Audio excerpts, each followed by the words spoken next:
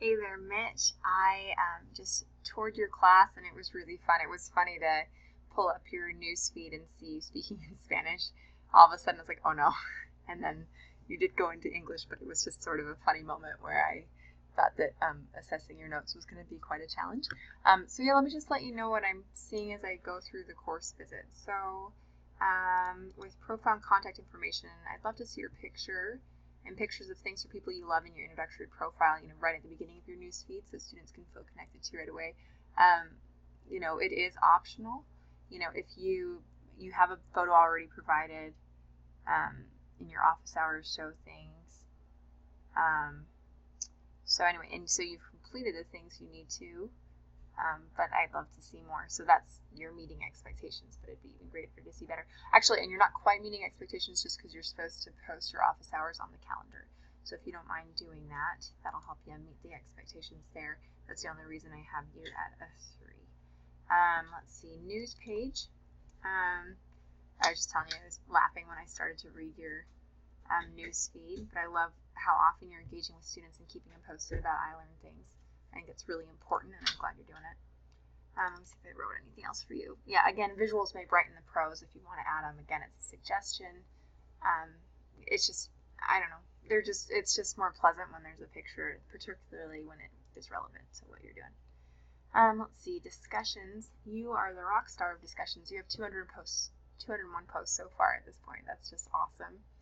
Looks like you're replying right away to the course questions. You engage really well with students. You're all over the place in the icebreaker. I saw a note you had to one of your students who said she couldn't meet, and you're like, oh, I'm willing to meet later to accommodate your schedule. And so it just sounds like you're doing fantastic things there. Everything looked current to me, so I'm just asking you, are you grading within 7 days of submission? And if you are, then you're at a 7. So that's great. Just let me know if you are and how quickly you're typically doing things. The only red flag I saw is I just didn't see much feedback from you when I went into your class and the grades. Usually there are those little like bubbles where that might mean that you have comments. So I clicked on a couple of those and just a couple random assignments, and I only saw your feedback on in a couple posts. So I want to know what kind of feedback you're offering aside from just scoring things, because you should be using the gradebook as a touch point to connect with students and talk with them. So I'd like to know about that. Just the expectation there is that you receive regular, clear, and substantive feedback on assignments. So right now we're at students receive minimal, irregular, or no feedback on assignments, and that's at least from what I can see. It doesn't mean that's what it is. It's just that's what I can see. So point me in the right direction if you have feedback elsewhere, and let me know about this. What if you're wanting to make adjustments, you're offering more feedback, or if it's there and I just can't see it, just let me know. And then as far as in building faith in Christ, you do integrate gospel insights into course communication. I saw it a couple times in the news feed. I'd love to see it each week so that it was something that students could expect.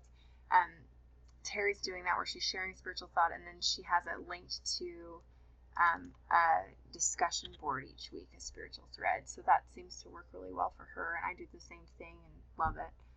It's my favorite part of the course. So anyway, if you want to give that a go, it's wonderful. It'd be neat to have integrate gospel insights each week.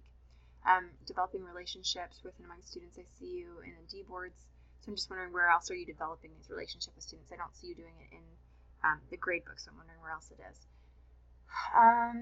Inspiring a love for learning. I can feel this just as I read your notes to students, but I'm not sure how to score this. What would you give yourself and why? I don't want to make this a burden for you. I'm just wondering what you do to inspire your students. And then you earn 7s and embrace university leadership or citizenship just because you do such amazing things as a teaching group leader. And seek development opportunities. I suspect you're also doing that as a teaching group leader because you're building capacity with peers, but I'd like to hear how you're doing it. So that is what I have for you. I think you're doing beautiful things.